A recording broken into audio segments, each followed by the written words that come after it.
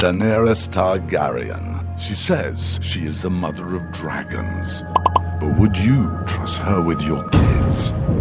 Her father was a maniac. She palled around with Dothraki terrorists. She asked the city of Karth for a government bailout. Then she lost 3 baby dragons after placing them in an unlocked wooden box. An unlocked wooden box. This Khaleesi wants to be queen of the 7 kingdoms, but can she be trusted? Daenerys Targaryen. Wrong for dragons. Wrong for the realm. Paid for by the Committee to Protect Dragons. We don't know anything about him. He was never really vetted. Is he really the true-born son of Robert Baratheon?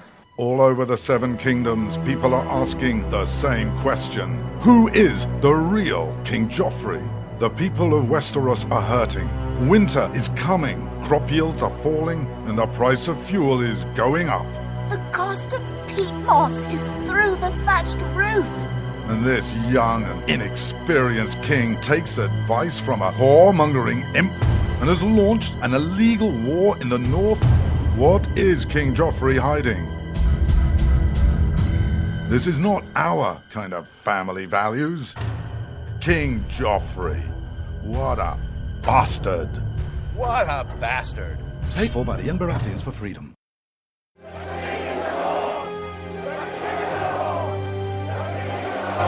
Robb Stark. He's the biggest celebrity in the North. But his father was a traitor. He arrested his own mother. His bastard brother deserted the Night's Watch. And he couldn't defend his own castle. Worst of all, Robb Stark hasn't stopped the wildlings from invading our lands and taking our jobs. He even has an illegal alien for a nanny. And now he wants to be king in the North? King? Some people say he's really a wolf. Some people say he eats dead people.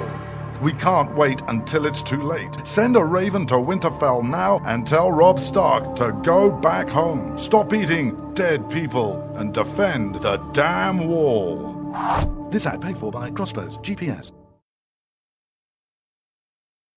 You shouldn't have to pay to talk to the people closest to you, or the people who used to be. That's why Umbrella Wireless is proud to announce the new Friends, Family, and Recent Ex-Girlfriend plan. Now you'll get unlimited calls to your best buddy, your mom, or Cindy, once she realizes that you're seriously meant for each other and should stop screening your calls. Now the 30 minutes of agonizing silence where you're both afraid to hang up may drain your battery, but it won't drain your wallet. And you'll get unlimited calls just to check if she still cares enough to pick up, with no extra charges. With the Friends, Family, and Recent Ex-Girlfriend plan, your phone will automatically answer calls from your ex, because maybe she finally realizes that you're the only one for her and wants to get coffee sometime. Now, after lonely nights of looking at pictures of the road trip you took together when everything was great, your misspelled texts are absolutely free. The only thing you have to pay for is the booze. The Friends, Family, and Recent Ex-Girlfriend plan, because she wants you back. She just doesn't know it yet.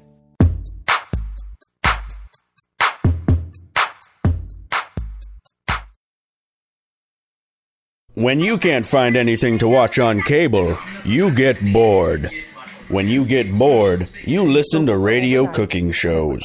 When you listen to radio cooking shows, you invite a friend over for dinner. When you invite a friend over for dinner, you use twice as many beans.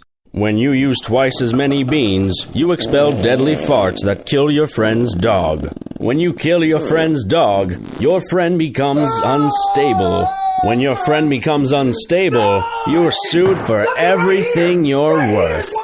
When you're sued for everything you're worth, you're thrown to the streets.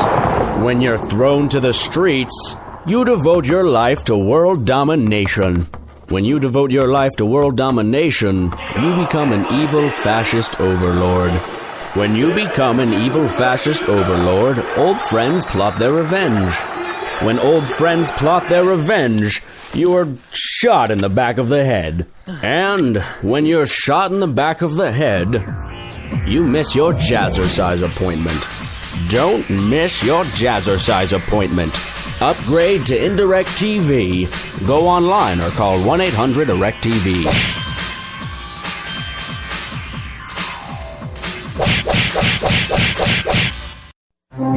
Millions of Americans every day are shedding unwanted pounds by taking tested and proven Ultra Lipo Stick.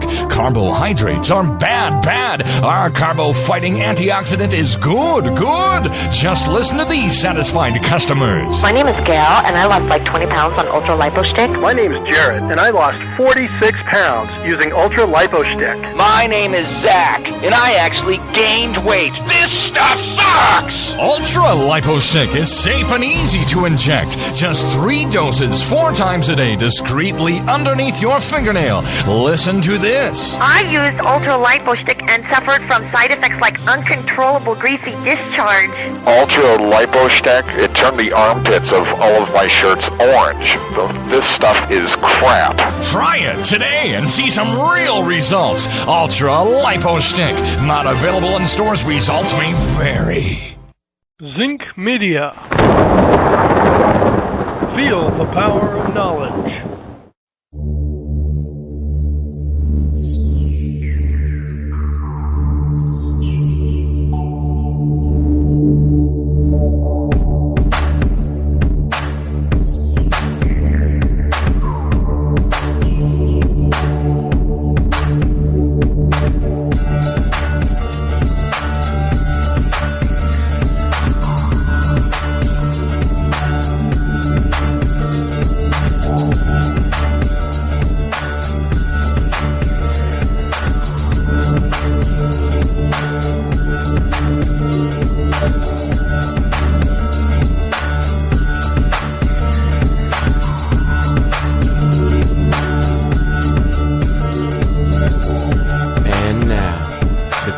Most politically incorrect black man on the planet, Rod Eccles. Hello, my fellow Americans. It is I, your lovable host, El Rod, coming to you live from my bunkerized home studio somewhere within the great granite state of New Hampshire, where the state motto is live free or die. It is not big government or bust, and I know this because, yes, I checked again today, as I do every day. It is the beginning of the week, Monday, May the 18th in the year of our Lord 2015, as we kick it off. The number that you can call this evening is 603. It's toll free, by the way. 603-835-3224. That's 603-835-3224. And if you dial that number, I will be able to see you and hopefully put you on the air with yours truly, me. Last night, I get home kind of late, and I'm able to, unfortunately, I did not catch the latest episode of, There Be Dragons, of, and if you, Game of Thrones, if you hear the parody commercials in the beginning, they're from the Game of Thrones. I didn't catch the latest episode of Game of Thrones because I needed to catch the finale. The season and series finale of Mad Men. And I know some people are thinking, oh, geez, he's going to talk about Mad Men. How the hell does that have anything to do with freedom and liberty and the Constitution and politics? Just trust me, folks. I mean, if you're new to the show, hang in there. You will see why I bring this up. And I will bring it back to you so you'll fully understand. Yeah, I'm a guy that just likes to tell you things in stories and to bring you some real life example, and even sometimes bring you some fictional life example, because we've been told that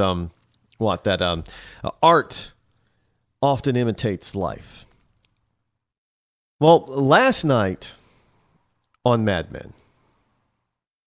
Now, I got to tell you, I was a little bit shocked, a little bit disappointed where I thought the story was going and how it was going to end. I thought it was going to end a totally different way, and I'm glad it did not end the way in one of two scenarios that I thought it would end.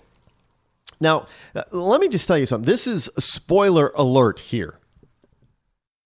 If you have not caught the series finale of Mad Men, and you want to, you're probably going to want to tune out of this program until the bottom of the hour. Just telling you that right now. Spoiler alert. Because personally, I think that everybody that's really going to watch it for the first time probably has had the opportunity to do so.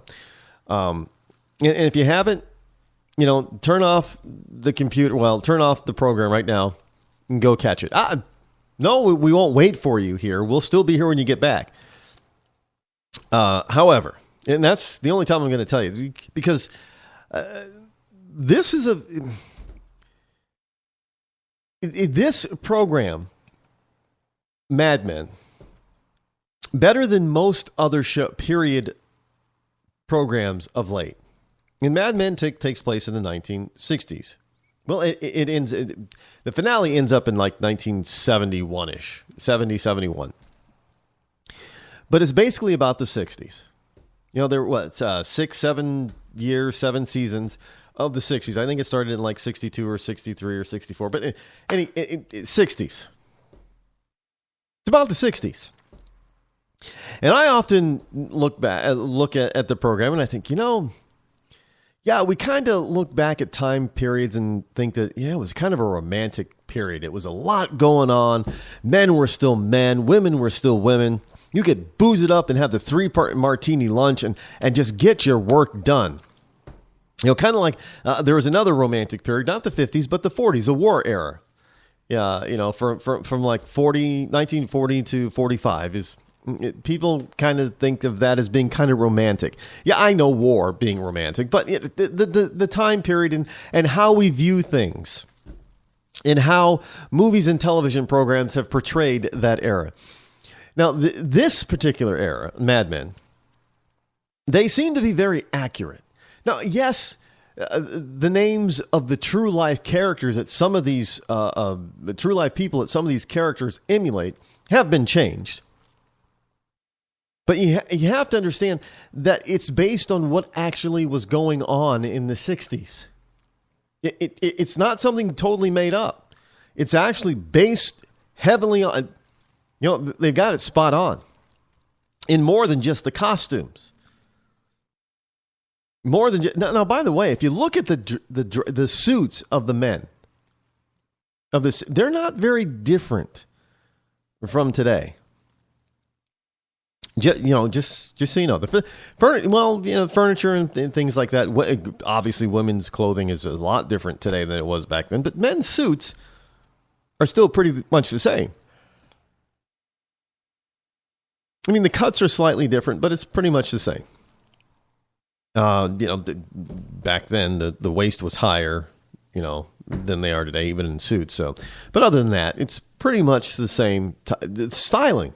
We brought back. I love this. The 60s suit with a modern 2000s twist. I think is an awesome piece of clothing. I think it has class. It has sophistication. It shows smartness. And the 60s were all about not being ostentatious or frivolous. I mean, the furniture had clean, simple lines.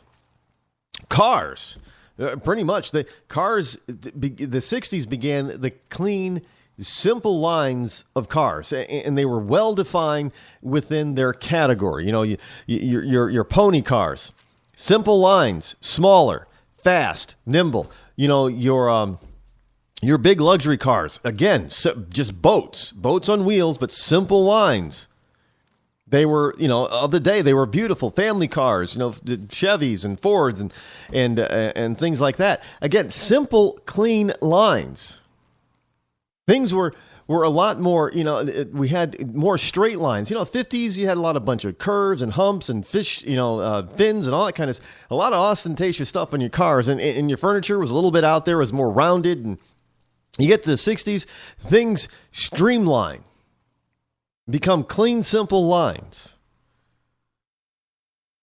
That's a good thing. And we had a lot of other things going on in the 60s, obviously. We had Vietnam. That was terrible.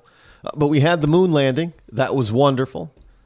We had a number of very very infamous, if you will, assassinations from JFK to Robert Kennedy to Martin Luther King and some smaller, lesser-known people. Very bad. Very bad. It was a tumultuous time. The decade was tumultuous for the United States. No doubt about it. There was a lot of change that would come out of the 60s. A lot of it not for the better. But a lot of change would come out of the 60s. And one of the things that came out of the 60s was this free thought, free love type of movement. And of course, it morphed and evolved into the 70s, into the power, the power to the women and the sexual revolution and that kind of thing. And I'm not going to get into that, but we know what happened in the 70s and the 80s. Sexually transmitted diseases exploded because of the sexual revolution. That was not a good thing. Free love was not free, we found out. It had a cost, a very high cost. And we're still paying that cost, by the way. So this whole notion that, that we're evolving into becoming more enlightened is not actually true, because we started this modern enlightenment age of Aquarius back in the 60s. It has not been very good or successful for not only this country, but for much of the Western world and the planet. But I digress, because I'm talking about Mad Men. Well, this is all part of Mad Men. Now, last night, it took a turn that I did not expect. Well, you know about Pete getting the Learjet job. Congratulations, good for Pete. He finally got the recognition and the cash that came along with that recognition that he'd been longing for. I mean, if you watch the entire series from season 1 to season 7, you saw Peter just grappling with not believing that he was being paid and being recognized for the apparent marketing and sales genius that he thought he was. And to a certain degree, he was.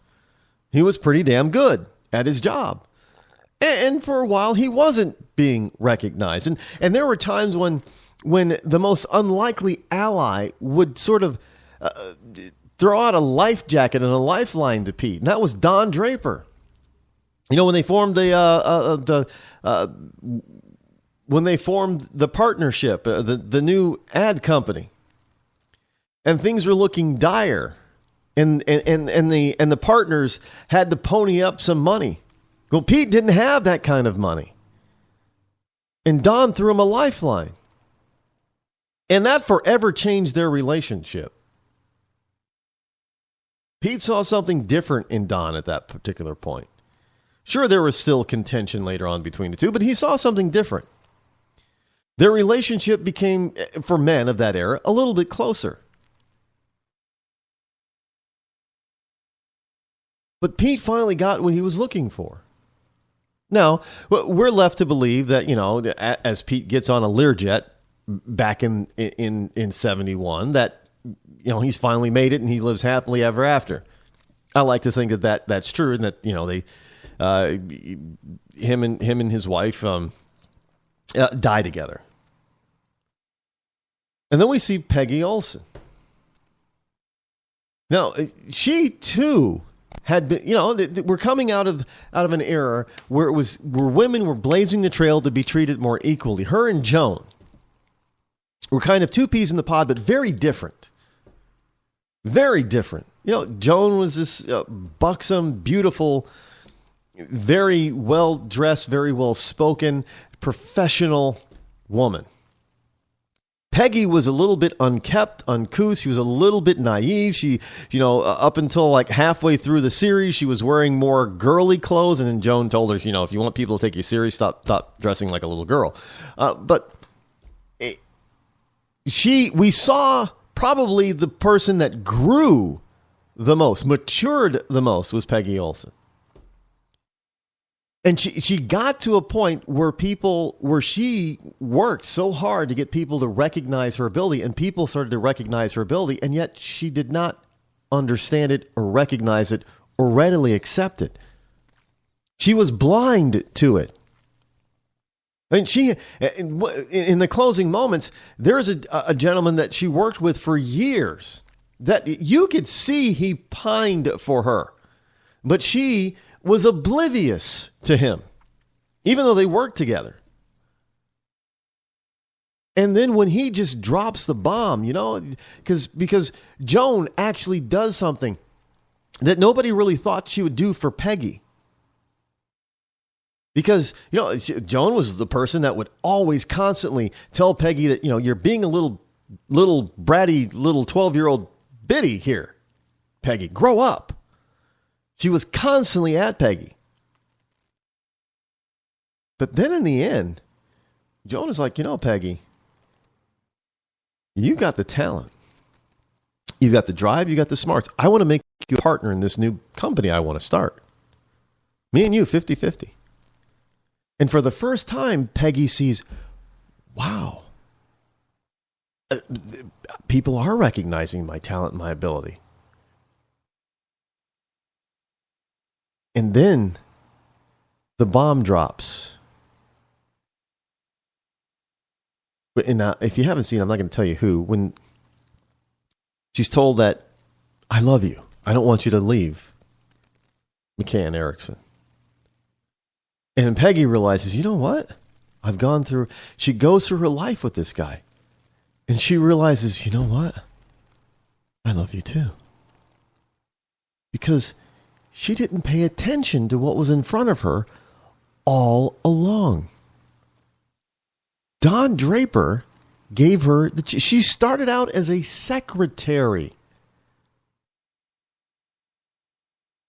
Don gave her the chance, the opportunity to be something more than the secretary. She proved herself, but she never believed that she did. It was in front of her all the time.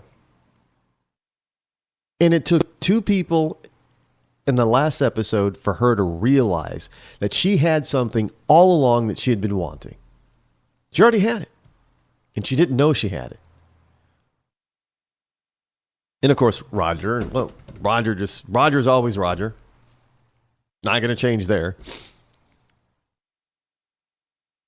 But, and Bertie, the shock, the horror. You know, a lot of people today will say, oh, no, she can live. No.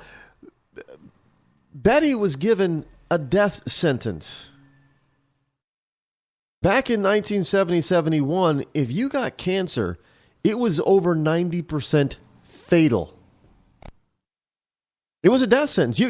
There was no treatment for it. You were done. She contracted lung cancer. Smoking, evidently, is what they're trying to tell us. Smoking cigarettes. In the 60s and 50s and 60s, Americans were heavy smokers, heavy boozers. And she gets lung cancer. She still has little children. This is devastating news. For the viewer, for the fan. Betsy's going to die. It's the end of the road for her. While Don is out trying to find himself. And he ends up someplace most unlikely. I mean, he gives away his car. He takes the blame for something that he did not do, didn't even think about doing, didn't want to do, didn't need to do. He takes the blame, but he still fixes it. And he gives away his Cadillac. I mean, he's just out there searching and searching. And then he gets to California. He's back to where he began, if you will, with his real name, Dick, not Don. And he is in this commune. You know, you can call the girl his niece. That's all I'm going to say about her. Not really his niece, but call her his niece. And he comes back because he thinks that he's missing something and that he wants to help her But really, he's looking for help himself. And he goes along with her to this retreat in Northern California. And all of a sudden, while he's there, he comes to this revelation, and he calls Peggy, of all people, he calls Peggy Olson. He's been missing for weeks now. He's at this commune. He calls Peggy Olson. Now, remember what I said. He gave Peggy a chance because he saw something in her that she didn't see in herself. And who does he end up calling? Does he call Joan? No. Does he call Roger, who could be arguably, throughout the series, Don's best friend? Does he call Roger? No. He calls Peggy Olson because she understands him. Even though she doesn't really know his true past, she still understands him. He calls her. He has like a moment, if you will. Not a heart attack. You know, an anxiety attack. He doesn't know who he is all of a sudden, or what he's doing, or what he wants to do, or who he wants to be. So he sticks at that commune, even though his niece takes off in the middle of the night and leaves him behind. So he sticks around the commune. And at one of the last scenes, you see Don in this commune meditating in the early morning. In the yoga pose. I still can't do that pose. I don't know how they do it, but wish I could do that. And I even took martial arts back in the day, and I could do almost a full leg split, but I could never get my legs to lay like that during the meditation pose. But there they are. He's doing the meditation pose, meditating early in the morning with the other members or other visitors. It's like a retreat. You know, flower children type of thing, all get in touch with your feelings, that kind of crap. And he's sitting there, just meditating, and all of a sudden, there's a big smile that comes across his face. And people are like, well, what happens to Don? Like, you didn't get it? Because the last scene, it breaks away from Don's smile to the iconic Coke commercial of the 70s and beyond. You know, I'd like to teach the world to sing. Perfect harmony. They're all dressed in the 60s, 70s flower children communal type of garb. In other words, Don created the ad. He figured out who he was. Even though his real name was Dick, he still figured out who he was, what he was best at. He went back to work at McCann and came up with that ad. That's what we got. That's what happened. Because people, they wrapped up the story for us to figure out what happens to them for the rest of their lives.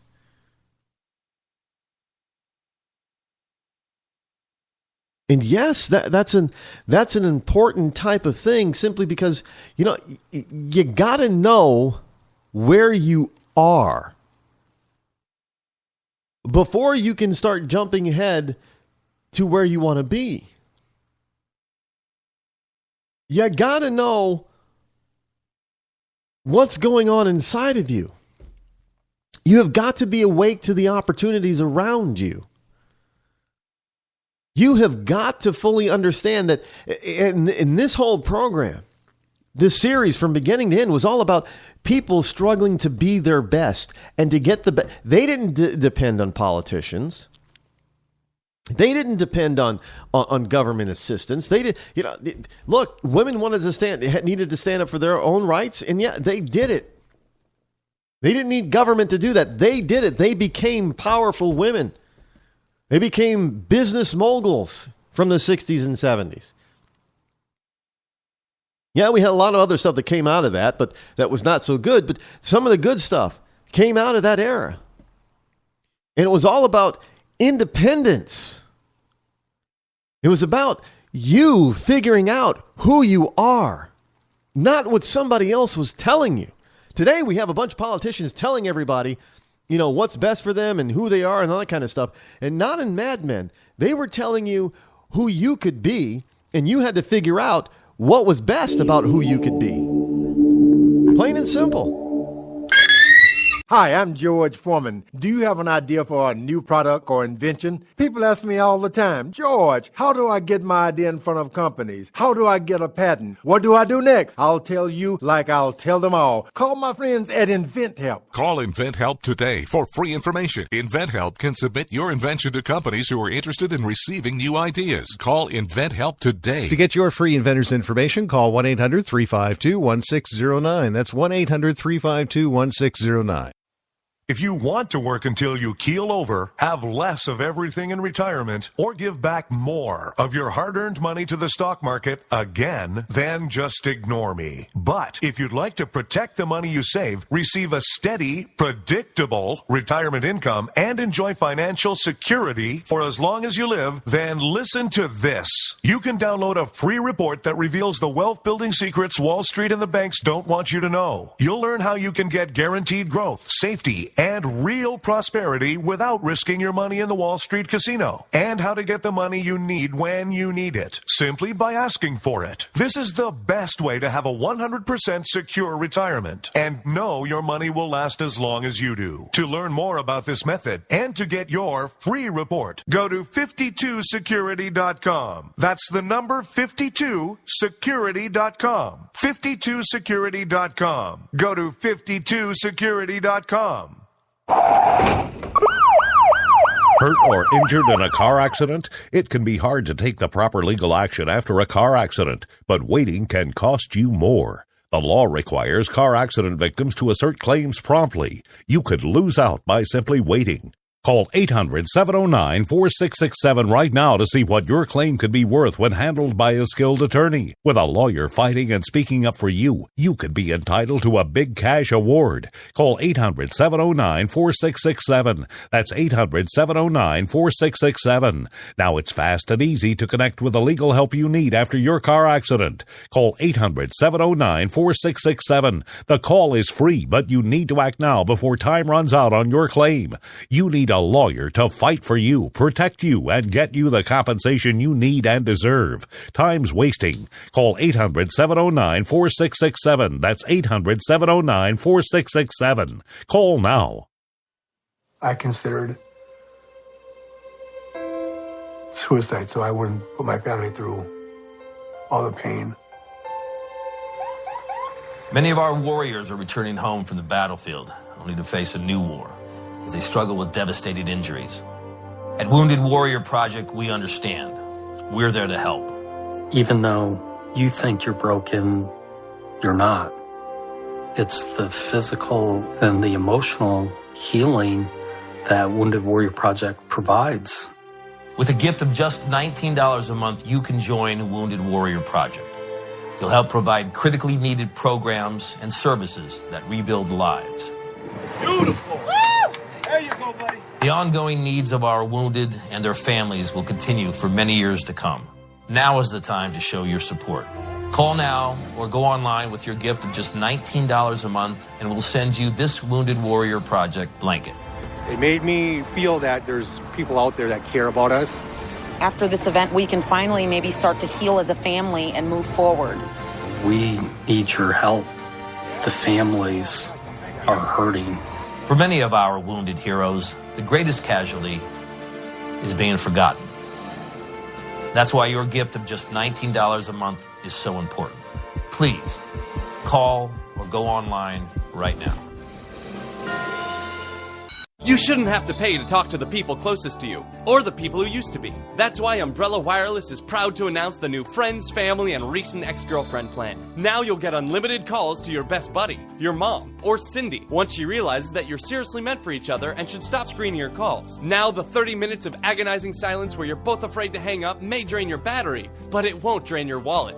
And you'll get unlimited calls just to check if she still cares enough to pick up, with no extra charges. With the Friends, Family, and Recent Ex-Girlfriend plan, your phone will automatically answer calls from your ex, because maybe she finally realizes that you're the only one for her and wants to get coffee sometime. Now, after lonely nights of looking at pictures of the road trip you took together when everything was great, your misspelled texts are absolutely free. The only thing you have to pay for is the booze. The Friends, Family, and Recent Ex-Girlfriend plan, because she wants you back. She just doesn't know it yet.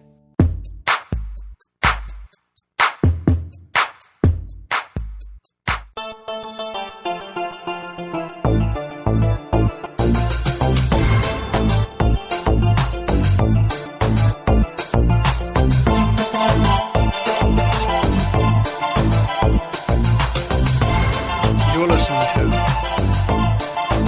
The Rod Eccles Show. Now, the man who actually created the iconic Coca-Cola ad back in 1971, his real name is Bill Backer, B-A-C-K-E-R. And he gave CNN an interview. Now, Bill Backer actually did work for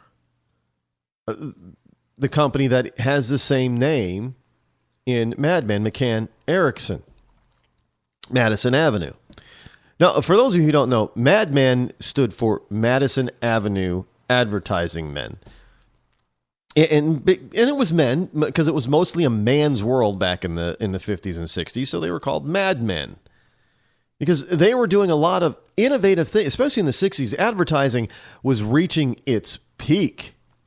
I mean, today it was glamorous back then. It's not so glamorous today. I mean, today it's a doggy, advertising and marketing is a dog-eat-dog, very down in the dirt, wrestle mudfest. You know, it really is. It's nowhere near the glamorous type of, intriguing type of business that it was back then. It's lost its glitz. And it's become something more of a real. I mean, you've got different levels. You've got your corporate giants the corporate giants in advertising were really, really built in the 50s and 60s. I mean, the giants of today, they basically they just absorbed a bunch of smaller firms and partnerships, and they just started bringing together all of these different businesses as their accounts.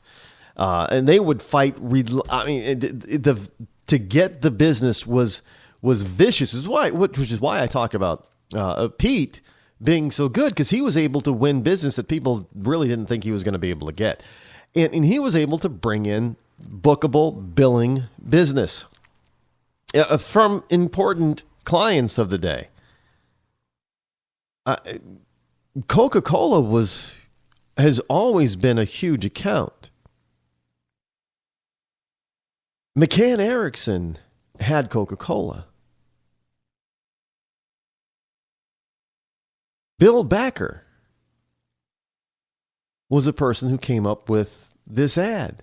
And he came up with it, according to his interview with CNN, he came up with it totally differently than Don Draper came up with it. Now, he's basically saying, he's denying that Don Draper is him.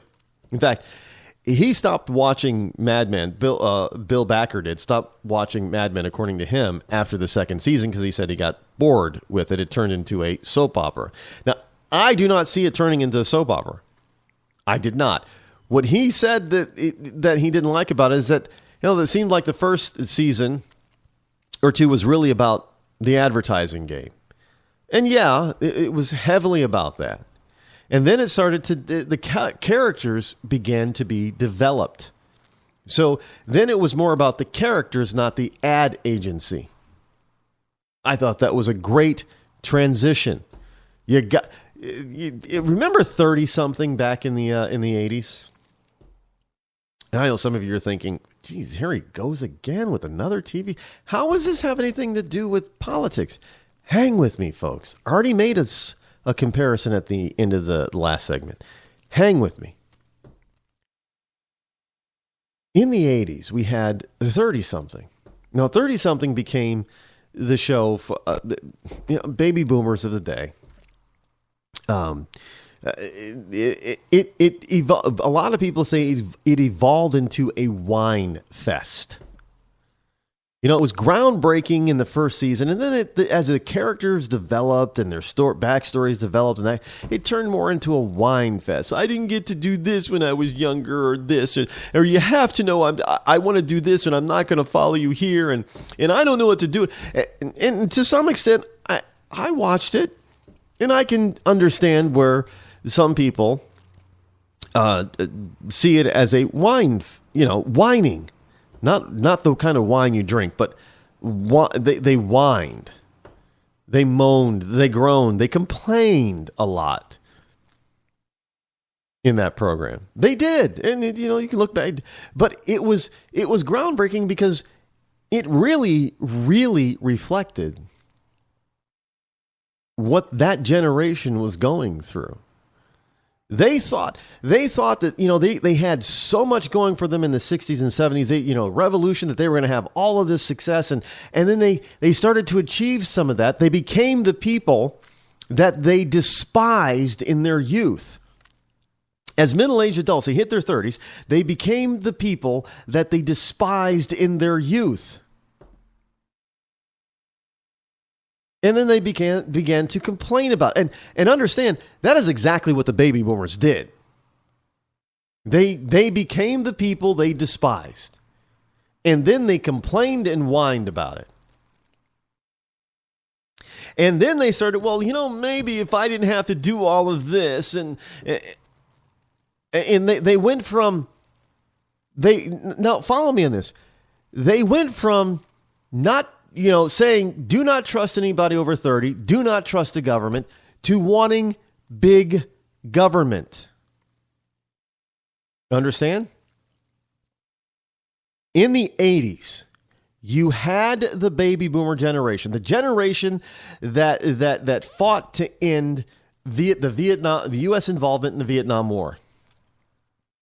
The generation that fought for free love and big hair and all this kind of stuff, not fancy clothes, but these crazy, wild colored clothing and everything, the psychedelic movement, drugs and everything else. And then they get into their 30s and their 40s in the 80s. And all of a sudden they realize they have just become everything that they were fighting against when they were teenagers and college students.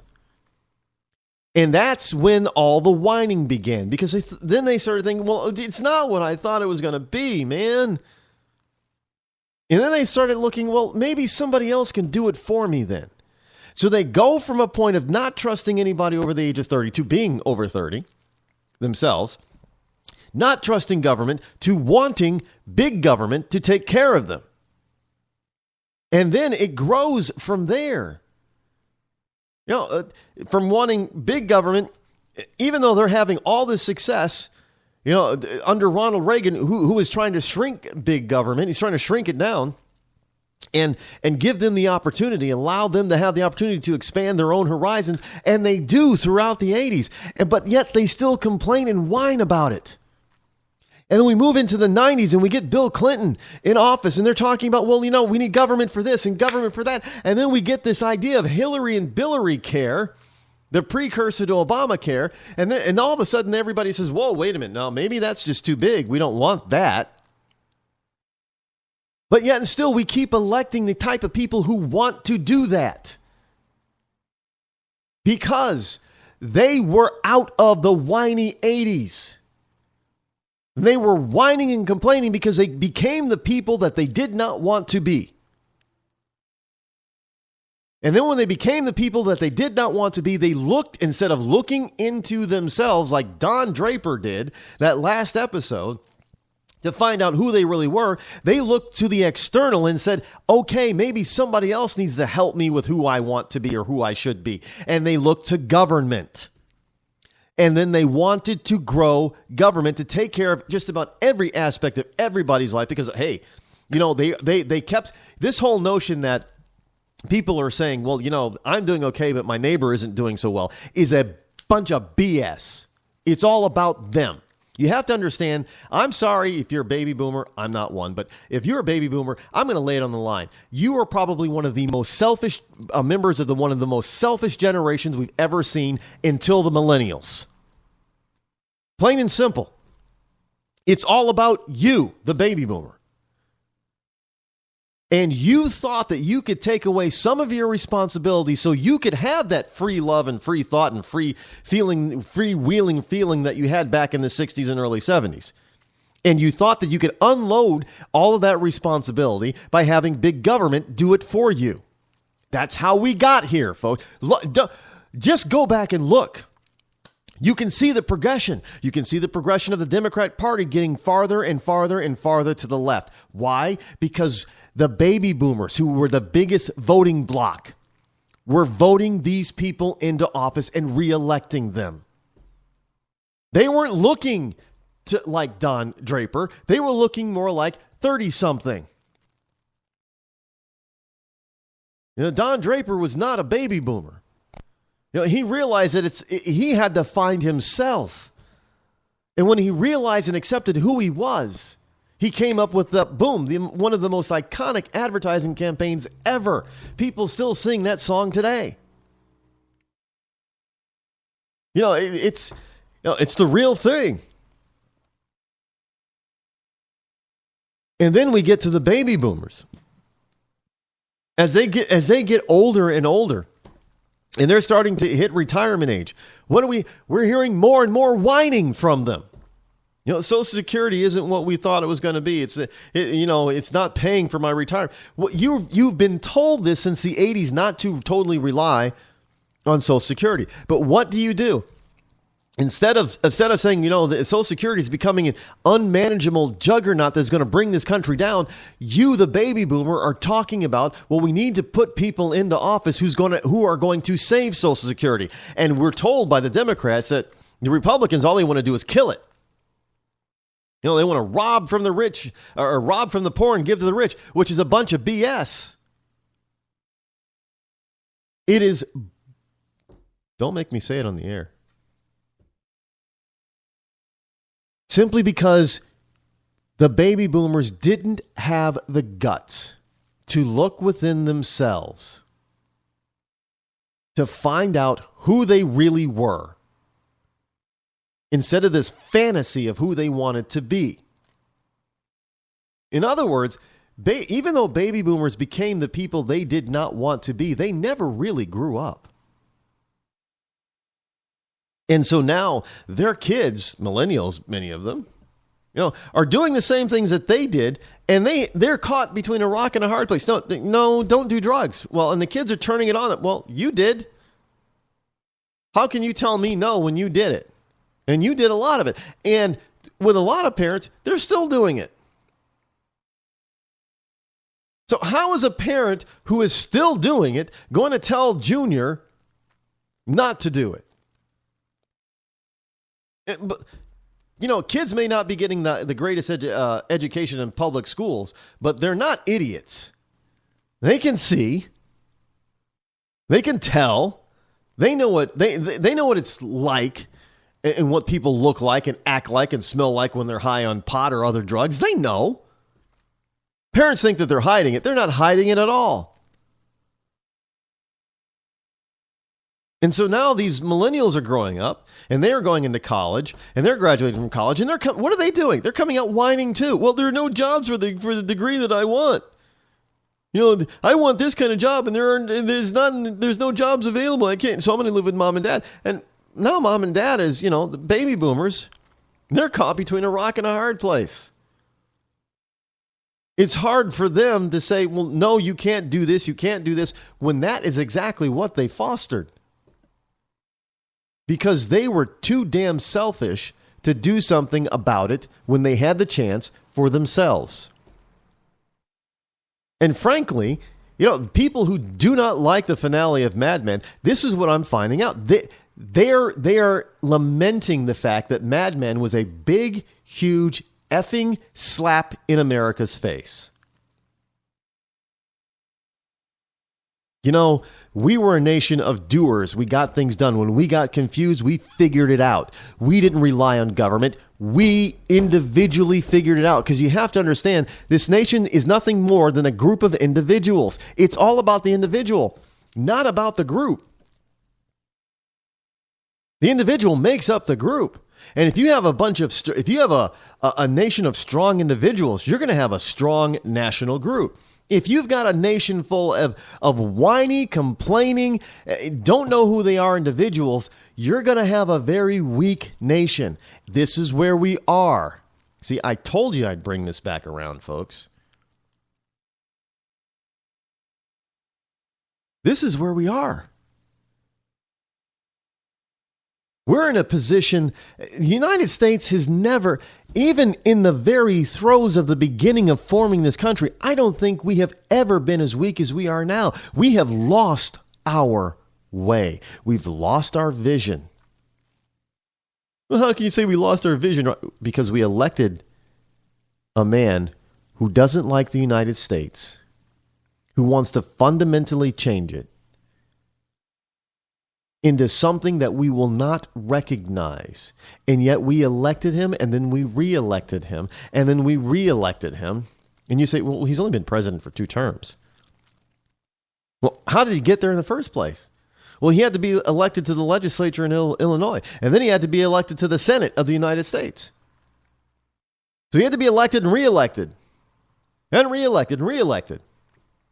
And then we elevated him to the wonderful job of the presidency of the United States of America. And then he did such a terrible job that we thought, well, maybe he can't get any worse in the second term. So we'll give him another chance.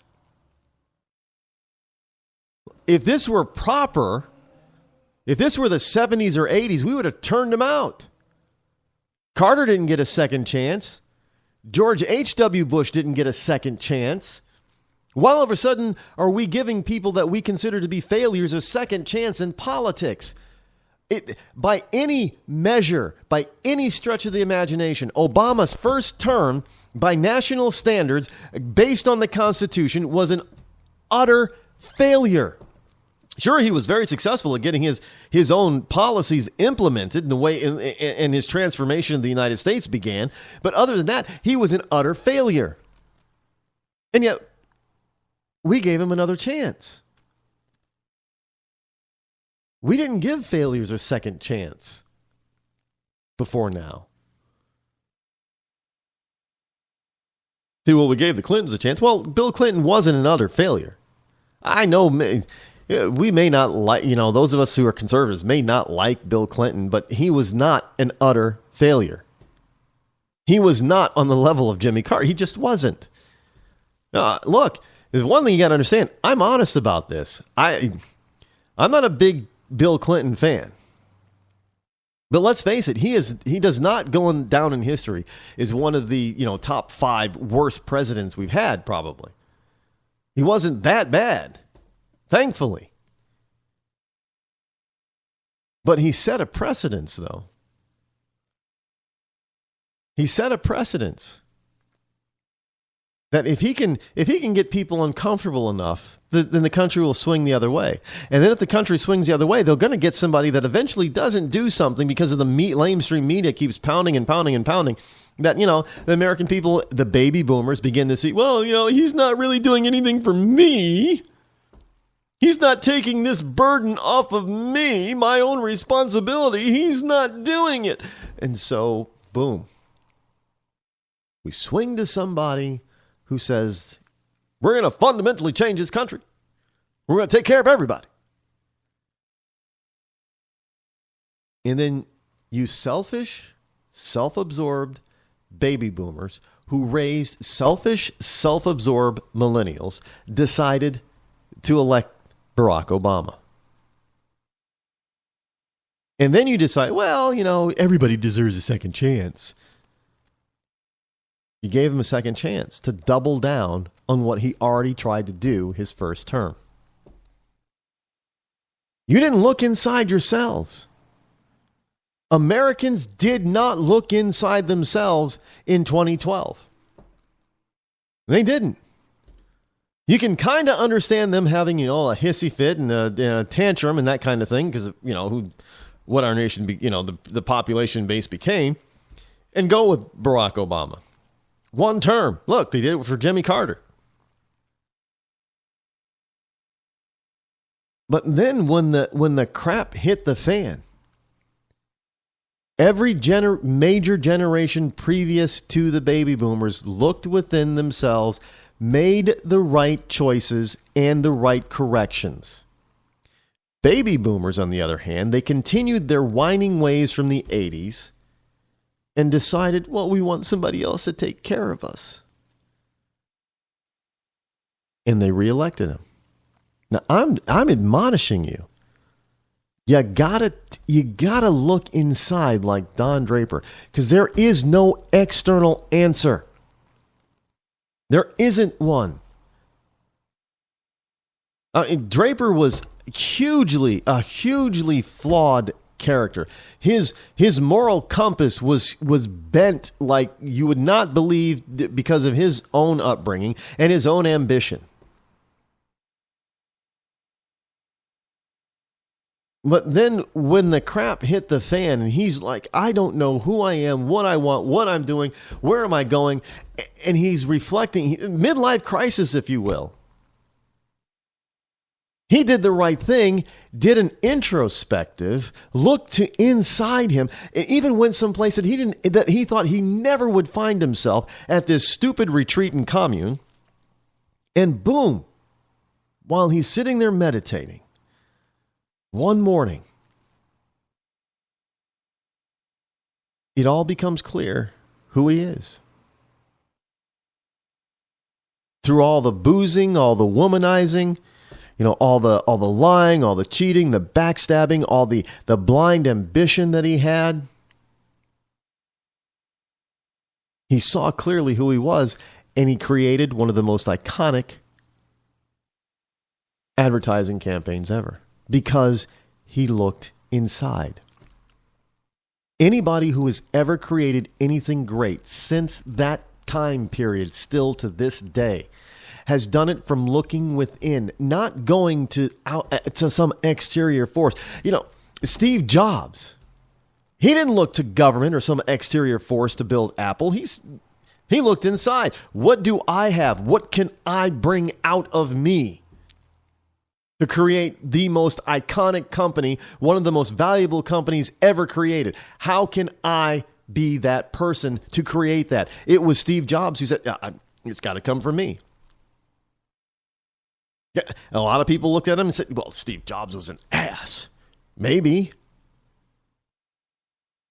Because he expected others to be as he was. And so if you were whiny, complaining, looking for external reasons and sources to become great, you were going to look at this guy who was internal as an ass. Because those two styles, those two beings, those two people are going to conflict. Look, I don't look to the outside. I understand fully that whatever I am to be is due to me, not what some government program can give me. And people who say, well, this black person and this, they benefited from affirmative action. Maybe getting their foot in the door, they did use affirmative action. But after that, Dr. Ben Carson, it was all him. Affirmative action may open a door for you, but it does not cause you to walk through the door. And once you walk through the door, it does not make you a success inside that room. You've got to produce and prove that you belong there. Plain and simple. This whole notion that things are external is wrong. External does not exist. Because when you try to make it exist, you manifest it in big. This is how people are so easily led into things like dictatorships and communism and socialism and fascism, because they're looking for external things to fix internal problems. Doesn't work that way. It never has in the history of mankind, and it never will.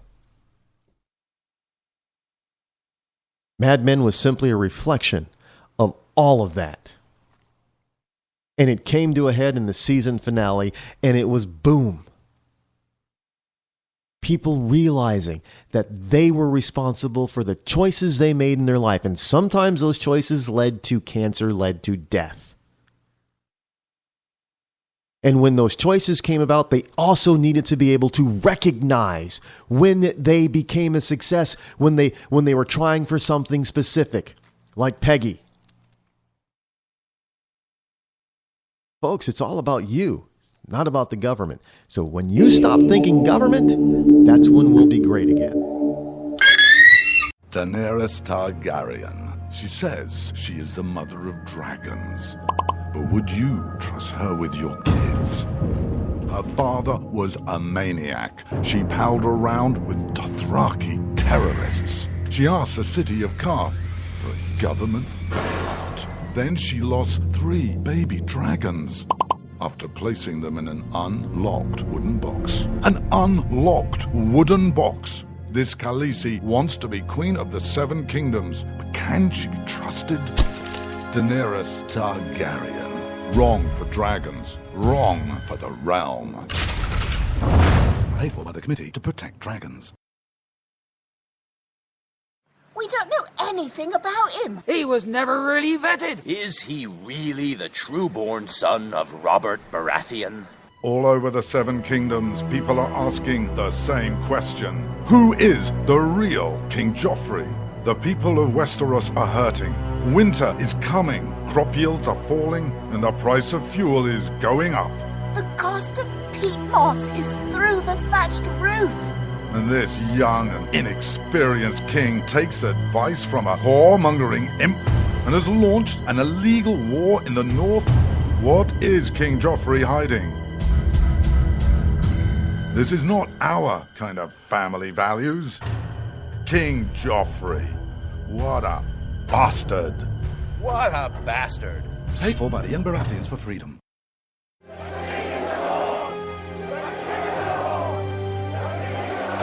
Robb Stark. He's the biggest celebrity in the North. But his father was a traitor. He arrested his own mother. His bastard brother deserted the Night's Watch. And he couldn't defend his own castle. Worst of all, Robb Stark hasn't stopped the wildlings from invading our lands and taking our jobs. He even has an illegal alien for a nanny. And now he wants to be king in the North? King? Some people say he's really a wolf. Some people say he eats dead people. We can't wait until it's too late. Send a raven to Winterfell now and tell Robb Stark to go back home. Stop eating dead people and defend the damn wall. This ad paid for by Crossbows GPS. You shouldn't have to pay to talk to the people closest to you, or the people who used to be. That's why Umbrella Wireless is proud to announce the new Friends, Family, and Recent Ex-Girlfriend plan. Now you'll get unlimited calls to your best buddy, your mom, or Cindy, once she realizes that you're seriously meant for each other and should stop screening your calls. Now the 30 minutes of agonizing silence where you're both afraid to hang up may drain your battery, but it won't drain your wallet. And you'll get unlimited calls just to check if she still cares enough to pick up, with no extra charges. With the Friends, Family, and Recent Ex-Girlfriend plan, your phone will automatically answer calls from your ex, because maybe she finally realizes that you're the only one for her and wants to get coffee sometime. Now, after lonely nights of looking at pictures of the road trip you took together when everything was great, your misspelled texts are absolutely free. The only thing you have to pay for is the booze. The Friends, Family, and Recent Ex-Girlfriend plan, because she wants you back. She just doesn't know it yet.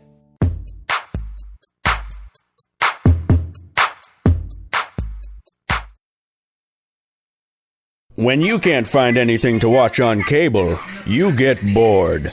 When you get bored, you listen to radio cooking shows. When you listen to radio cooking shows, you invite a friend over for dinner. When you invite a friend over for dinner, you use twice as many beans. When you use twice as many beans, you expel deadly farts that kill your friend's dog. When you kill your friend's dog, your friend becomes unstable. When your friend becomes unstable, you're sued for everything you're worth. When you're sued for everything you're worth, you're thrown to the streets. When you're thrown to the streets, you devote your life to world domination. When you devote your life to world domination, you become an evil fascist overlord. When you become an evil fascist overlord, old friends plot their revenge. When old friends plot their revenge, you are shot in the back of the head. And when you're shot in the back of the head, you miss your jazzercise appointment. Don't miss your jazzercise appointment. Upgrade to Indirect TV. Go online or call 1-800-DIRECT-TV.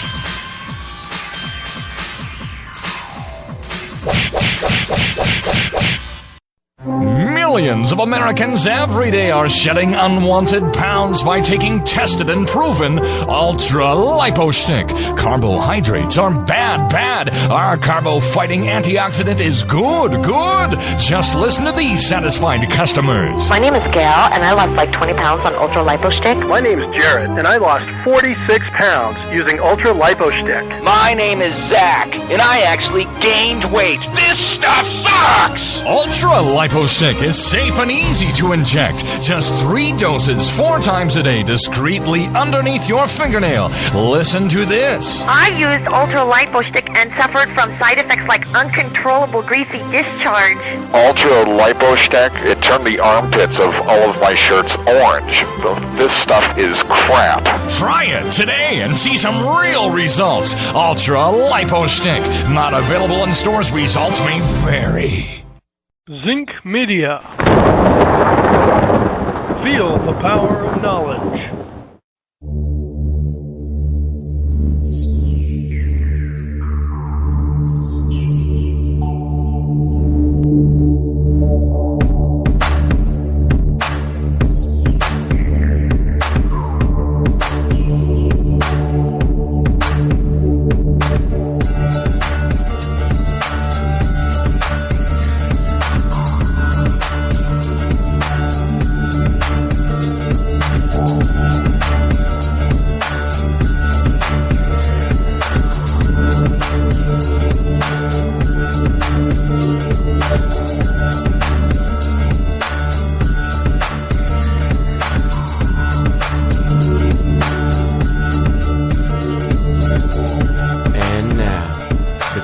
Most politically incorrect black man on the planet, Rod Eccles.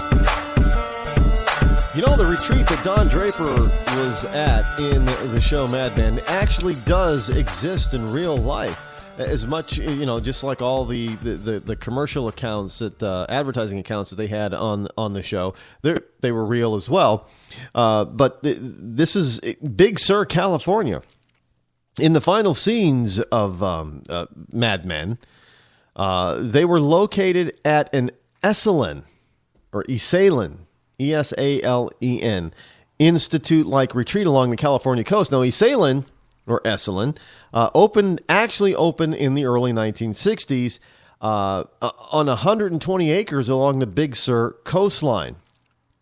Now, you can go to this retreat today, a week-long retreat for a couple who stay in a private room or private suite costs starting cost is $6,700 a week.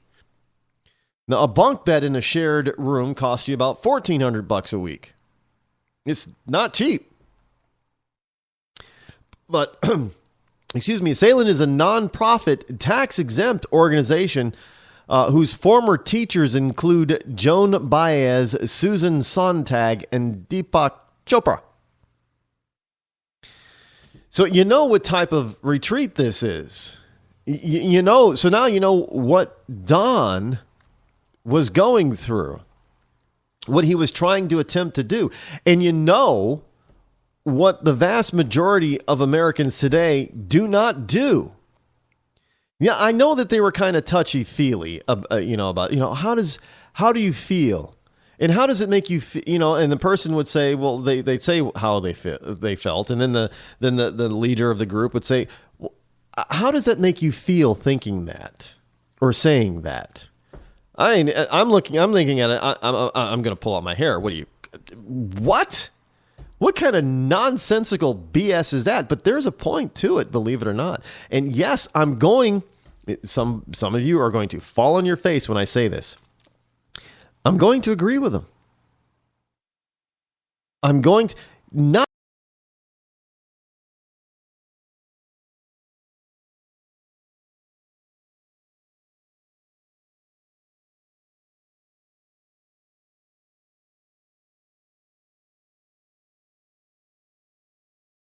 Read the Bible. God is internal. So believe it or not, they're being very biblical.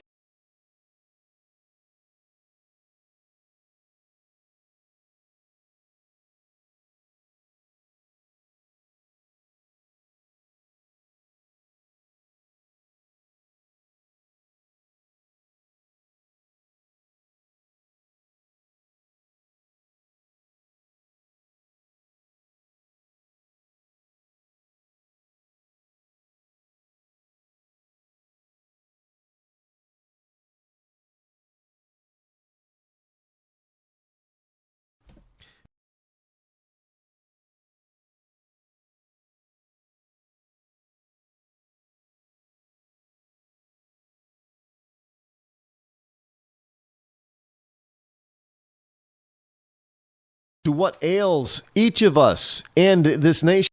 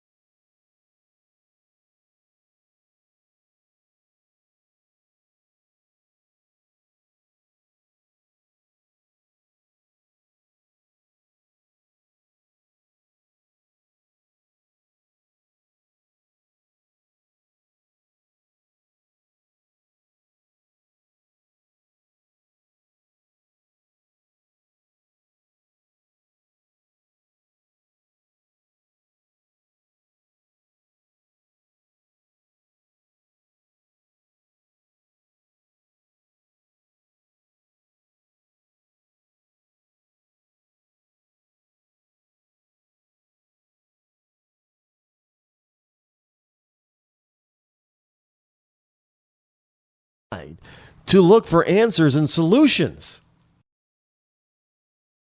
Be what you want them to be. You're always going to be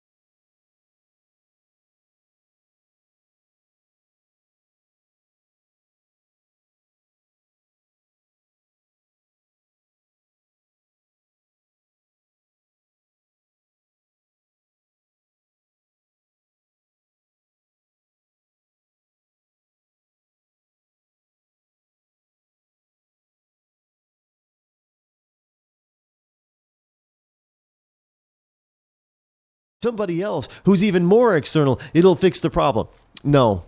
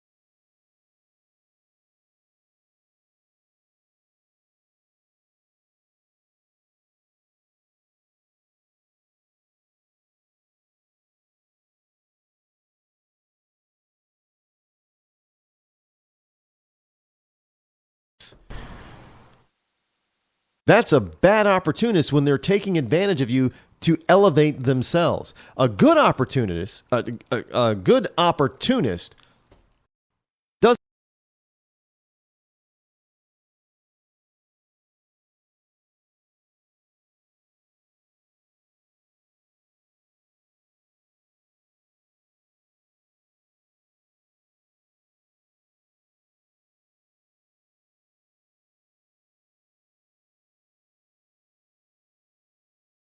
alternative to Obamacare. Well, and you got Republicans that run around trying to think, well, we need to come up with an alternative. No, you don't. That's the whole point. You don't let the bad opportunists who are totally external run the debate and set the agenda. You don't fall into their trap. You say, hold on, time out. Boom. No. The best idea we have is no idea. Getting the government out of it, allowing the individual to be able to handle their own health care themselves, between them and their doctor, nobody else in between. Period. That should be the idea. Look, we don't have medical externists, do we? No, we have medical internists. Why? Because everything happens on the inside. Seriously. I mean, even if you get skin cancer, it's going to affect your what? Your internal organs. Everything happens on the inside. That's why we don't have medical externists. We have medical internists. I mean, come on, let's face it, folks. The whole being of human nature. Look, animals. The left is so enamored with wild creatures. Well, do you think a wild creature ever sits around and says, "Okay, if we get together here, I want, I want the rest of the bear community to provide me with my sustenance." I want the bear community to be able to find me and provide me with a cave or some area that I can hibernate safely. No, each individual bear has to find their own way. They have to survive on their own. Because that's the way the entire universe is designed. And whenever there's an external force that comes to interact, if you look in the universe, it's always devastating. Hey, if an asteroid or meteor or whatever enters Earth's atmosphere and hits Earth's atmosphere, what happens? It's an external thing, and it comes attacking the Earth. It's not a good thing. There's devastation that's going to follow. But when the Earth is left alone to be itself and to contain everything and provide all the resources that are necessary for life on the planet, what happens? Life flourishes. But you bring in that external element, whatever it is, whether it be an asteroid or a meteor or a comet or anything else that comes in or close to the Earth, there is definite, absolute destruction. It's never a good thing. So why are we looking to the external when the universe understands internal is harmony and balance, external is chaos and destruction? Plain and simple. I don't know how else to say it, folks, but it is what it is.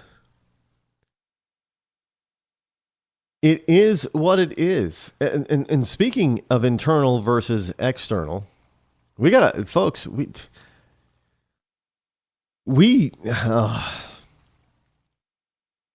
If we look at the Middle East, Middle East is a prime example of internal versus external.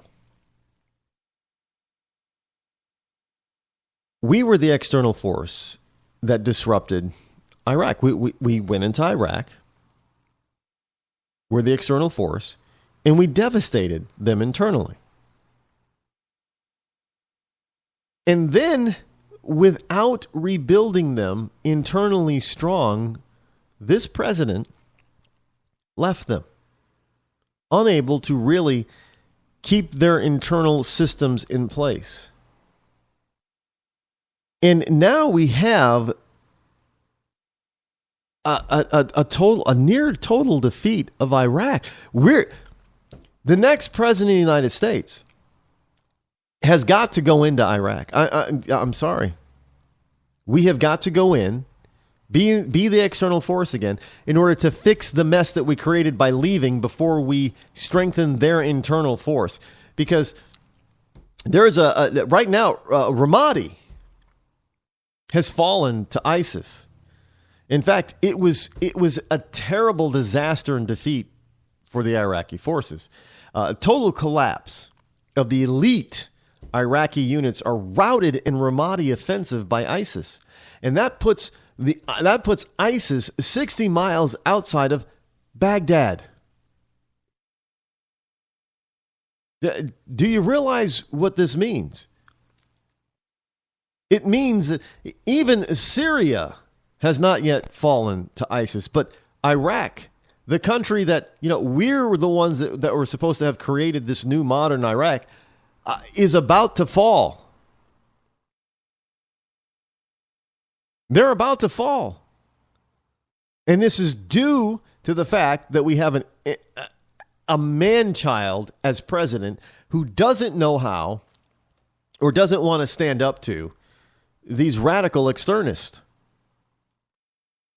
And you think, externalist. Externalist, Rod? Yeah, ISIS is external to Iraq.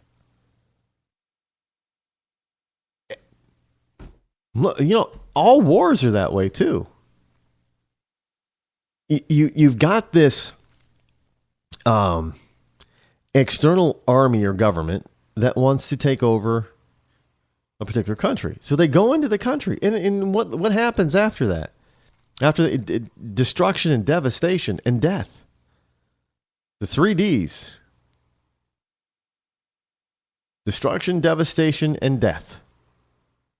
And that's what's going on in Iraq right now. Destruction, devastation, and death. And it is due to our external issues. Because we weren't thinking about the people of Iraq. We need to get out of Iraq, man. Kind of like Vietnam. Get out of Iraq. This president said he was going to get us out of Iraq. Get us out of Iraq. Because we were thinking externally. In a selfish sort of way. Because we wanted the world to love us. And if we only capitulated to what those external forces wanted, they would all love us and everybody would live in peace and harmony. Well, evidently, somebody didn't give ISIS a Coke. Because they're not living in peace and harmony over there.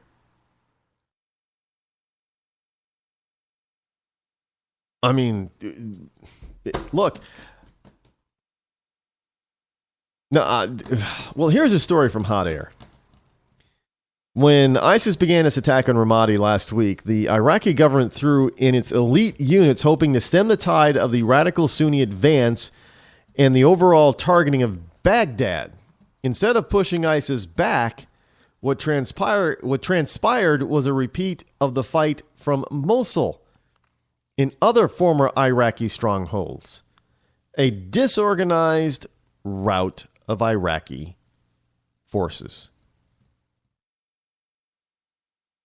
So, if your so-called elite can't stand up to a bunch of ragtags who were not formally trained, I mean, let's face it, ISIS is not a nation, and these soldiers of ISIS are not all formally trained.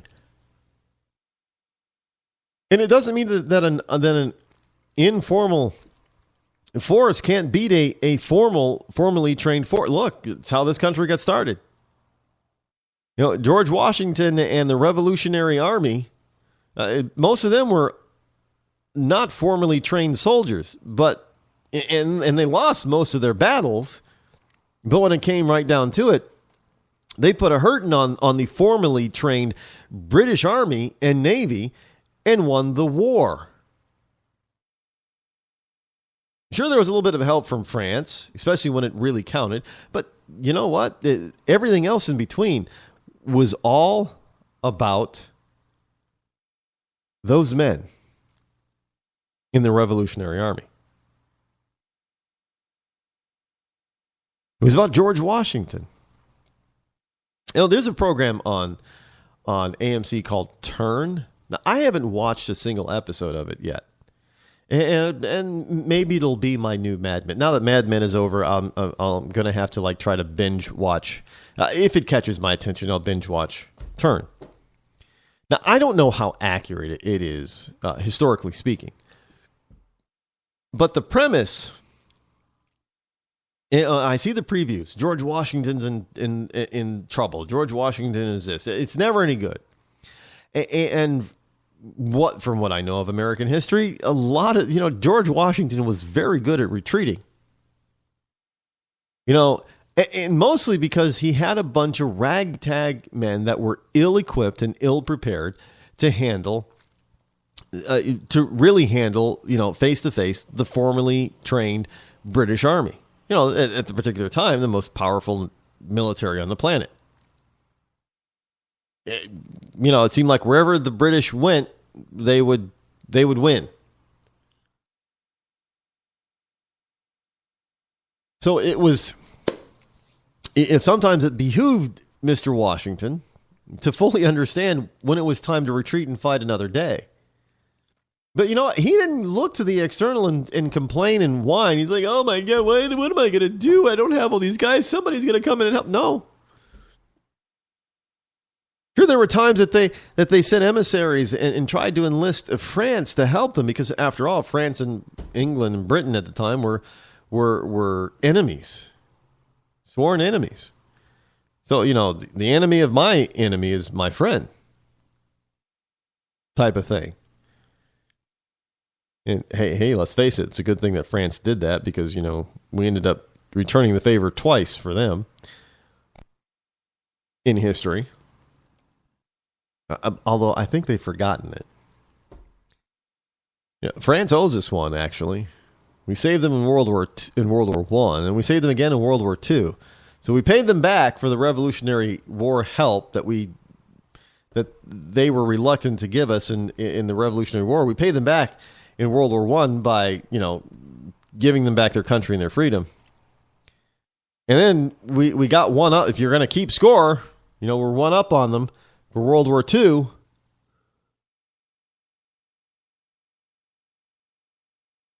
But I have no doubt that even if France didn't help that particular day that actually ended the war in the favor of the United States, or the revolution in Washington, that Washington would have found a way to retreat, fight another day, and find victory.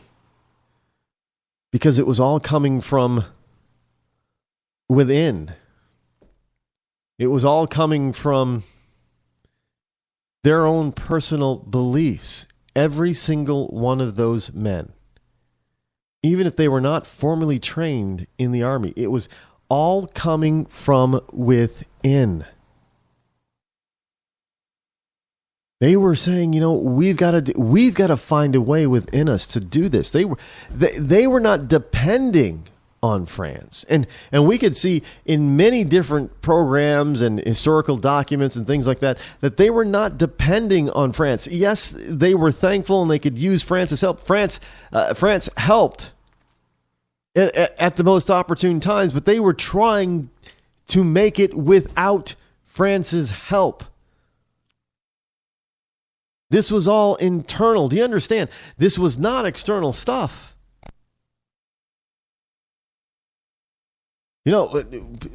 External is always devastating in one fashion or another. And we're seeing that with our own people when we start looking for government, which is external to each individual, to solve our problems, to handle our problems, to give us opportunity. Government can't do that. That has to come from within. It's a hard lesson that we're learning. And I hope to God that we learn it in time. Because if we don't, it's going to take something very strong, like probably another Revolutionary War, to get us all to think internally again and to get rid of an overbearing external government. Don't doubt me, folks. Don't doubt me. Hi, I'm George Foreman. Do you have an idea for a new product or invention? People ask me all the time, George, how do I get my idea in front of companies? How do I get a patent? What do I do next? I'll tell you like I'll tell them all. Call my friends at InventHelp. Call InventHelp today for free information. InventHelp can submit your invention to companies who are interested in receiving new ideas. Call InventHelp today. To get your free inventor's information, call 1-800-352-1609. That's 1-800-352-1609. If you want to work until you keel over, have less of everything in retirement, or give back more of your hard-earned money to the stock market again, then just ignore me. But if you'd like to protect the money you save, receive a steady, predictable retirement income, and enjoy financial security for as long as you live, then listen to this.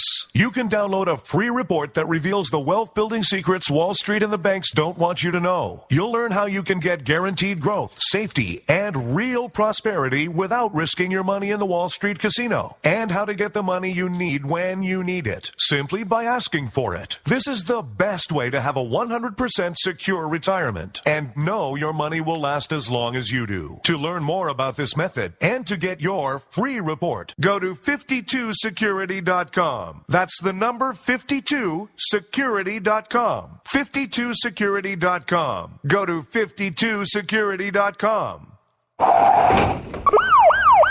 Hurt or injured in a car accident? It can be hard to take the proper legal action after a car accident, but waiting can cost you more. The law requires car accident victims to assert claims promptly. You could lose out by simply waiting. Call 800-709-4667 right now to see what your claim could be worth when handled by a skilled attorney. With a lawyer fighting and speaking up for you, you could be entitled to a big cash award. Call 800-709-4667. That's 800-709-4667. Now it's fast and easy to connect with the legal help you need after your car accident. Call 800-709-4667. The call is free, but you need to act now before time runs out on your claim. You need a lawyer to fight for you, protect you, and get you the compensation you need and deserve. Time's wasting. Call 800-709-4667. That's 800-709-4667. Call now. I considered suicide so I wouldn't put my family through all the pain. Many of our warriors are returning home from the battlefield, only to face a new war as they struggle with devastating injuries. At Wounded Warrior Project, we understand. We're there to help. Even though you think you're broken, you're not. It's the physical and the emotional healing that Wounded Warrior Project provides. With a gift of just $19 a month, you can join Wounded Warrior Project. You'll help provide critically needed programs and services that rebuild lives. Beautiful. There you go, buddy. The ongoing needs of our wounded and their families will continue for many years to come. Now is the time to show your support. Call now or go online with your gift of just $19 a month and we'll send you this Wounded Warrior Project blanket. It made me feel that there's people out there that care about us. After this event, we can finally maybe start to heal as a family and move forward. We need your help. The families are hurting. For many of our wounded heroes, the greatest casualty is being forgotten. That's why your gift of just $19 a month is so important. Please, call or go online right now.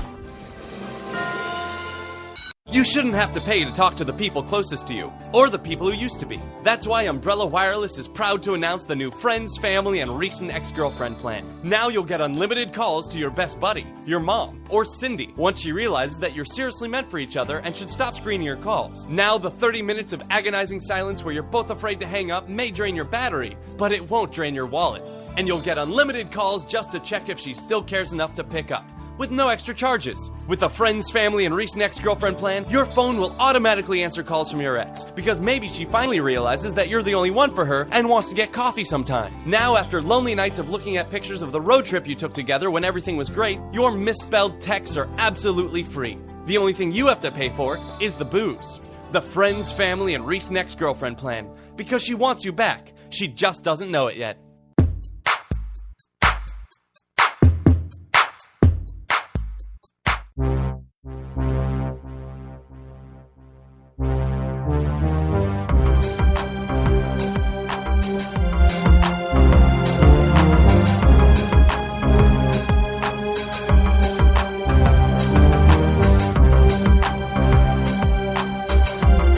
You're listening to The Rod Eccles Show. 703-835-3224 is the number to call should you wish to join me live here on the Rod Eccles Show. There's a smoking gun out there. What did Hillary know, and when did she know it? That is the question being posed that seems to be there seems to be an answer for. And of course, I'm talking about Hillary Clinton and a Secretary of State in Benghazi. Judicial Watch, and this is a WND.com story. Judicial Watch has obtained previously classified documents from the U.S. Department of Defense and the Department of State, revealing that the Department of Defense almost immediately reported that the attack on the U.S. consulate in Benghazi, Libya, was planned and carried out by Al-Qaeda and Muslim Brotherhood-linked terrorists. But you still have, by the way, the AP out there trying to voice this. Oh, that was a video, man. The video was the problem. Speaking of the video, by the way, there's another story here. Where did I see it? It's in my paper pile. There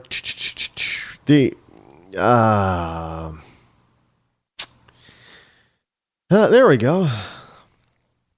The video that supposedly, and this is from the Politico, by the way, the video that supposedly was the reason for the Benghazi attack and many other terrorist attacks across the globe around this time, was taken down.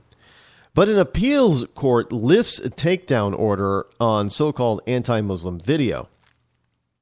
Now, a federal appeals court has voted to lift an order requiring Google to take down a controversial anti-Muslim video that led to protests against U.S. embassies in 2012 and was claimed for a time to have triggered the deadly attack on U.S. facilities in Benghazi. Claimed for a time.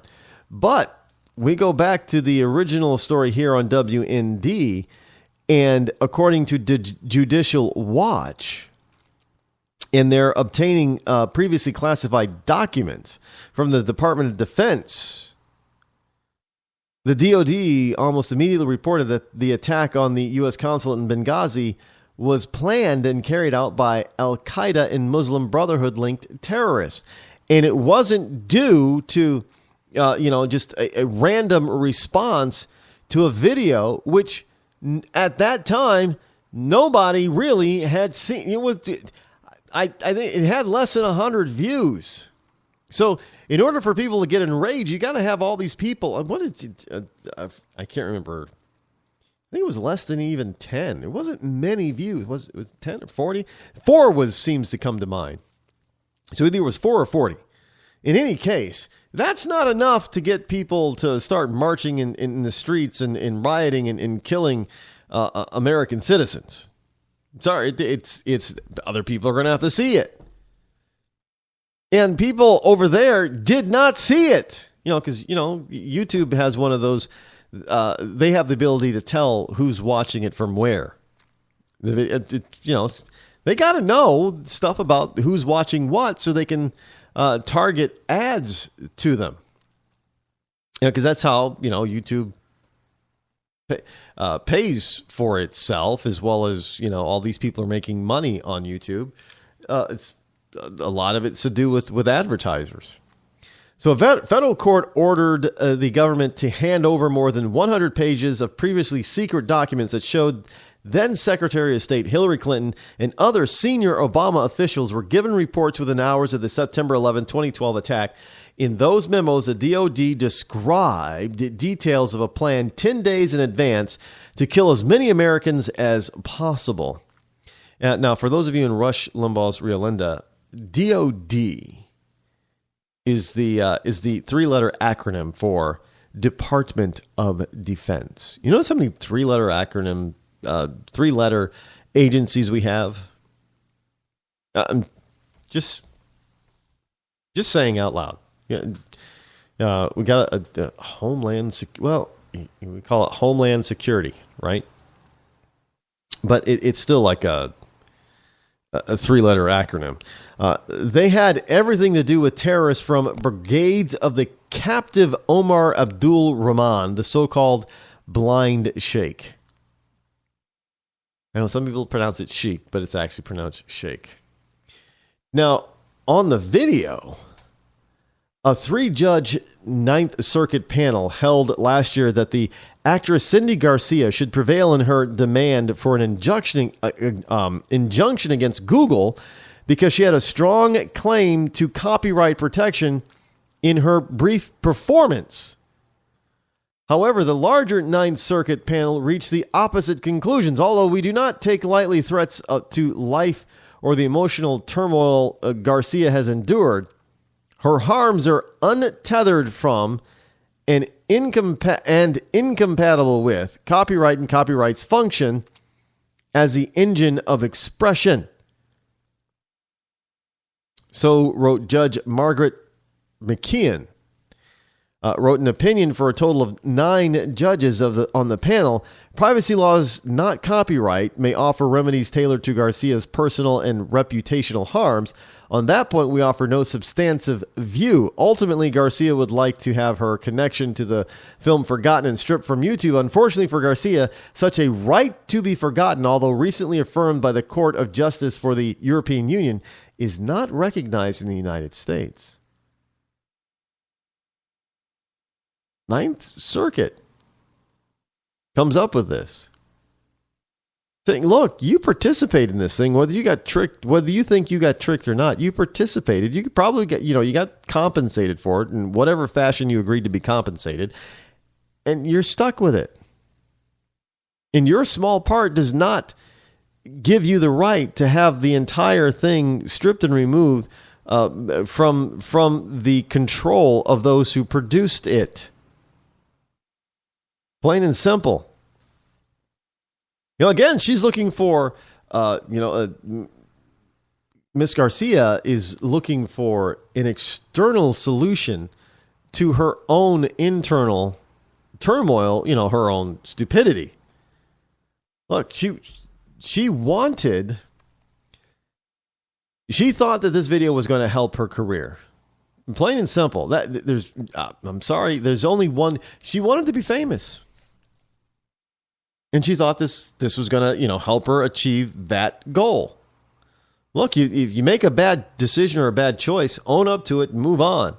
But you don't start blaming others for your own problems. Speaking of blaming, folks, our external lifestyle, if you will, has bled over to our government. It's always somebody else's fault for your problem or your mistake, right? Well, government is no different. Department of Homeland Security, DHS, blames a technical glitch for violating a judge's amnesty injunction. Now, folks, I don't know how you can be a government agency, and then you blame a computer glitch for your failure to adhere to a federal court judge's order. Oh, no. You knew what you were doing, and you did it on purpose. Yet, Department of Homeland Security Secretary Jeh Johnson, I do believe it's pronounced Jeh, J-E-H. I do remember I heard his name pronounced Jay. Waits to speak about the agency's budget and cybersecurity at Homeland Security. But a glitch. If a glitch can cause them not to follow the law, what other excuse are they going to come up with for them not following the law? Seriously. So we have, there was a judge's order. The judge's order was pretty clear that, you don't get to decide for yourself what constitutes, legal authority. It's been pretty clear, what that legal authority is, and it is not by decree or by, policy. They argued, it's policy. Our policy is kind of, Loretta Lynch is, she was, one of the reasons why she should not have been confirmed is when she said that she would follow President Obama's policy and not the law when it came to dealing with amnesty for illegals. Well, no, policy is not law. Policy is not even near the level of the law. The law is the law. So you've got to go ahead and follow the law, not policy. When policy conflicts with law, you follow the law. And it sets a dangerous precedent when you say and decide that you're going to follow policy instead of the law. Now you've elevated policy to a level higher than the law or superior to the law. So the policy is that, according to Loretta Lynch, my office and department is not going to enforce any law that goes against President Obama's amnesty proposal or policy. Well, that's illegal because his policy is not law. Law has a specific way of becoming a law. Most, we should bring these back. They did come back briefly, I do believe. Schoolhouse Rock. Anybody out there under the sound of my voice remember Bill? I'm just a Bill sitting here on Capitol Hill. And kids learned how, the basics of how we get a law. Somebody in the House or the Senate has to write the law, and then the House and the Senate has to pass the law, or excuse me, they have to write the bill for the law, and then the Senate and the House of Representatives they each have to pass the bill, saying that they want it to become law, and then the president has to sign it into law, and if the president vetoes it or says no, he doesn't want it to be a law, then it goes back to the Senate and the House, and they can override the president's veto with a 2/3 positive vote in favor of the bill to become law. And in any case, if one of those two things happens, the president signs it or the House and the Senate override the veto, it becomes a law. And nowhere in there, and that's all per the Constitution, and nowhere in there is there anything about about presidential policy. You see, we're a nation governed by laws, not governed by men. And when you start talking about, policy is the equivalent or superior to law, well, now you're talking about a nation governed by men, not by law. And that is clearly not the Constitution. It is clearly not what the Founding Fathers intended. I don't care how you view it. There is no possible way that you can tell me with a straight face that the Founding Fathers intended for the president to have this sort of super constitutional authority and power. They did not. In fact, one of the reasons that we have a presidency that is a co-equal to the other two branches of government is simply because when they offered a kingdom or kingship to the person they wanted to be king, he said, well, we're not a nation of we should not be a nation ruled by men. We've seen that doesn't work. We need to be a nation ruled by law. And indeed, that eventually, even in England and Britain, they became a nation ruled by law because, they forced the king and the queens to abdicate more and more and more power and authority until they're just a simple figurehead. So even a kingdom such as Great Britain is actually a nation governed and ruled by law, not by men or women. So it's very clear what the Founding Fathers wanted here. They didn't want a king or a queen. They didn't want an emperor. They didn't want a potentate. They didn't want a Caesar. They didn't, they wanted a president, duly elected by the general populace that was legal to vote in this country. That's it. So in order to get to that, you have to be a nation that is governed and ruled by law, so that no matter who the ruler or president is, should not be a ruler, but Obama thinks of himself as a ruler. Whoever the president is, the law doesn't change. And it cannot change on a whim. Policies can change. How they go about doing certain things and approaching certain things, especially on foreign affairs, that can change from president to president because that's not set in the law. But a policy as far as what laws you're going to follow and what laws you're going to ignore, no, that is not legal. Not legal. You don't get to choose which laws that you're going to uphold. That's not the constitutional way. And I don't care how you slice it and dice it, you can't tell me otherwise. It doesn't fit. It doesn't fit. Well, remember the O.J. Simpson trial, murder trial. If it doesn't fit, you must acquit. Well, this doesn't fit. Policy superseding law. And, this is what the DHS and Johnson was trying to do. He was trying to supersede law by adhering to President Obama's policies on illegals. But that's not the law. The law dictated that Mr. Johnson, Secretary Johnson, do his constitutional duty and handle within the legal limits of the law all the illegal immigrants that they come across. And when a judge decided, Obama cannot by fiat just decide to change the law through an executive order. So, Department of Homeland Security, you have to follow the law and you have to forgo and forget about Obama's policy. And yet the Department of Homeland Security decided, we're going to just follow the president anyway.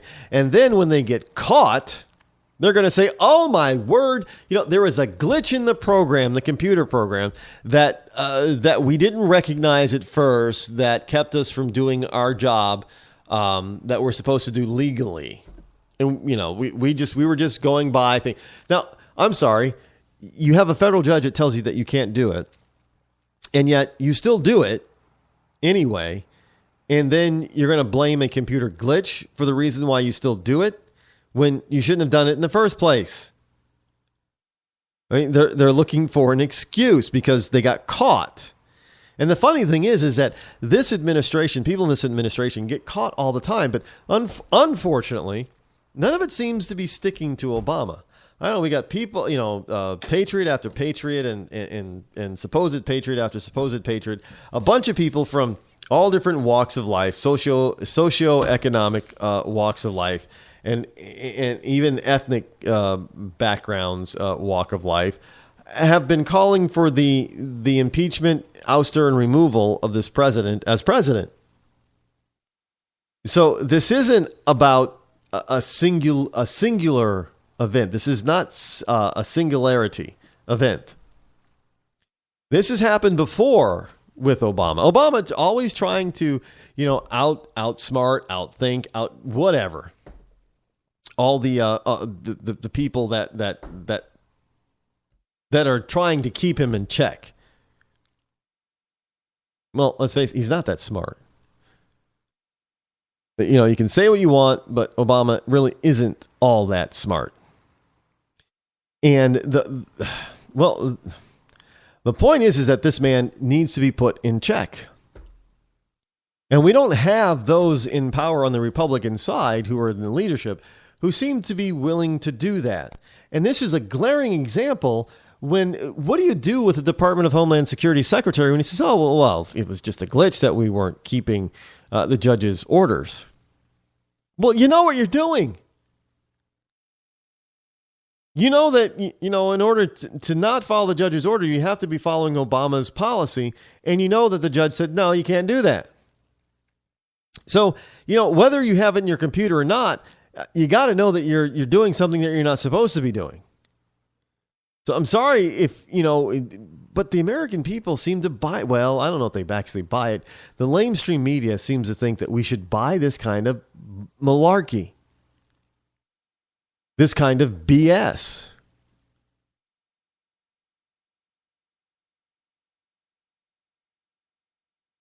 Absolutely amazing. It all stems from arrogance, folks. The arrogance that they think that they have the right to rule over you, not to govern, to rule over you. Just like Hillary. Hillary now is running around and she's, not answering questions of reporters because she thinks that she's a ruler and not looking for permission from the electorate to govern them. No, she thinks that she can do... She's taking a cue from Obama because, he thinks that his crap don't stink and he can do whatever he damn well pleases. Because I'm the president. Buck stops here. I'll take responsibility. And then when something goes wrong, he's the first person that says, well, it wasn't my fault. I didn't do that. Think about it. This guy is constantly saying that he's the president and that he's ultimately responsible. But whenever the responsibility starts to fall on his shoulders, he's like, hold on, not my fault. And he comes up with an excuse. Somebody once said, if you'll use any excuse, then you'll use any excuse. Plain and simple. It's as, plain as lighted day and night, light and night and day, that type of thing. We're supposed to be a nation governed by law, not ruled, governed. We're not a nation ruled by men. We're a nation governed. I don't know how many times I have to say this, because law, being governed by law, means that it's all internal now. When you want to be ruled by somebody, such as a king or a Caesar or a potentate or a dictator or what have you, this is an external factor that comes into your private world and private life and screws everything up. Hello, Obamacare. A lot of people thought, well, we don't want Obamacare, but, he says this is going to be the new thing, the new wave. That everybody else around the planet's got this thing, so maybe we should. And then they get it because it's an external thing. And then they get it and they realize, well, Jesus, this is clashing and destroying their internal belief of what healthcare should be. And then they throw their arms up because there's nothing they can do, they think, because now they're not being governed. They're being ruled. That's a sad thing. Hey, folks, we're out of time for today. We will be back here tomorrow. Same bat time. Same that channel. I'm Rod Eccles. This has been the Rod Eccles Show. I'm out.